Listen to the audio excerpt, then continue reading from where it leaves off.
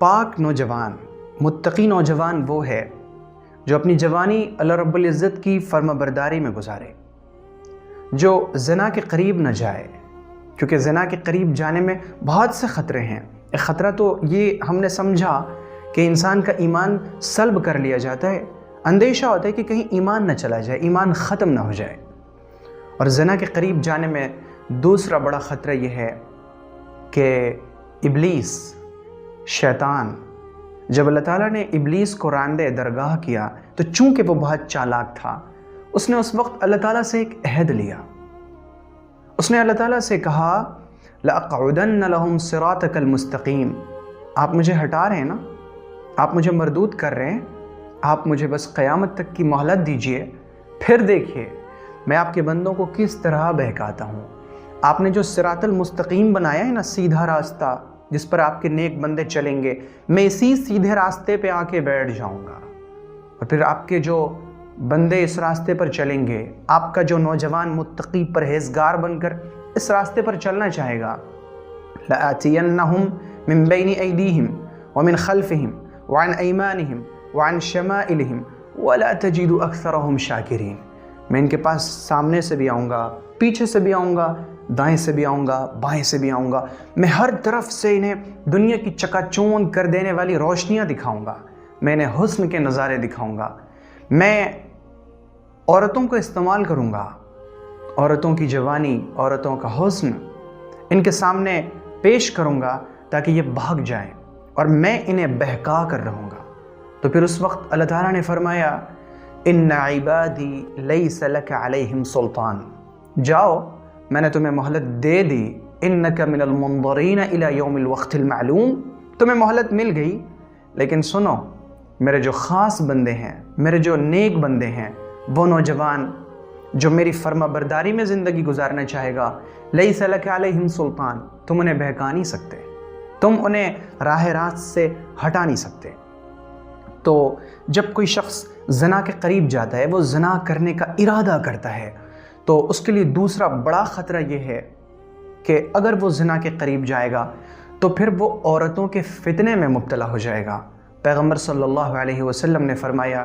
ما ترکت بعدی فتنة اضر علی الرجال من النساء، کہ میرے بعد جتنے بھی فتنے آئیں گے، مردوں کے لیے جو سب سے بڑا فتنہ ہوگا وہ عورتوں کا فتنہ ہوگا۔ یعنی انسان کا ایمان عورتوں کی وجہ سے، ان کے حسن کی وجہ سے آزمائش میں ڈالا جائے گا۔ جب عورتیں بے پردہ ہو کر گھر سے باہر نکلیں، جب عورتیں اپنے حسن کی نمائش کریں، جب عورتیں زیبائش کر کے، زیب و زینت اختیار کر کے، سج دھج کر گھر سے باہر نکلتی ہیں، تو وہ شیطان کا جال بن جاتی ہیں، اور شیطان انہی عورتوں کو مردوں کے سامنے پیش کر کے مردوں کو بہکانے کی کوشش کرتا ہے۔ تو جب انسان زنا کا ارادہ کرتا ہے، جب اس کے دماغ میں زنا کے خیالات پیدا ہوتے ہیں، پھر وہ عورتوں کے فتنے میں پڑ جاتا ہے، اور جب انسان ایک بار عورت کے فتنے میں پڑ جاتا ہے تو پھر عورتوں کے فتنوں سے نکلنے کے لیے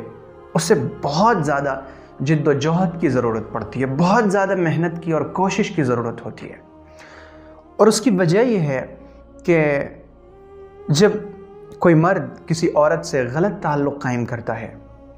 تو پھر غلط تعلقات میں کچھ ایسی چیزیں پیش آ جاتی ہیں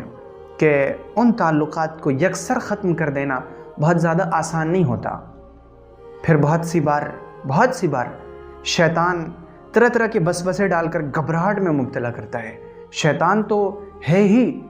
کہ وہ انسان کو ڈرائے، انسان کو خوف میں مبتلا کرے۔ تو جب کوئی مرد عورتوں کے فتنے میں مبتلا ہو جاتا ہے، اس کے لیے عورتوں کے فتنے سے نکلنا بہت مشکل ہو جاتا ہے۔ پھر اس کے سامنے طرح طرح کے چیلنجز ہوتے ہیں، پھر اسے ایسا نظر آتا ہے کہ اس راستے کو چھوڑ دینے کا مطلب ہے کہ اب میں خوش نہ رہوں، میں غمگین رہوں، میں مر جاؤں۔ اور یہی وہ صورتحال ہوتی ہیں جس کی وجہ سے انسان بہت سی بار ڈپریشن میں چلا جاتا ہے۔ تو زنا کے قریب جانے میں دوسرا سب سے بڑا خطرہ یہ ہے کہ انسان عورتوں کے فتنے میں پڑ جاتا ہے۔ اور پاک، متقی، اللہ کو پسند آنے والا نوجوان وہ ہے جو زنا کے قریب نہ جائے۔ لا تقربوا الزنا، زنا کرنا تو بہت دور کی بات، زنا کے قریب بھی مت آنا۔ اگر آپ کو یہ ویڈیو پسند آئی ہو تو ویڈیو کو لائک کریں اور شیئر کریں، اور چینل کو سبسکرائب کرنا ہرگز نہ بھولیں۔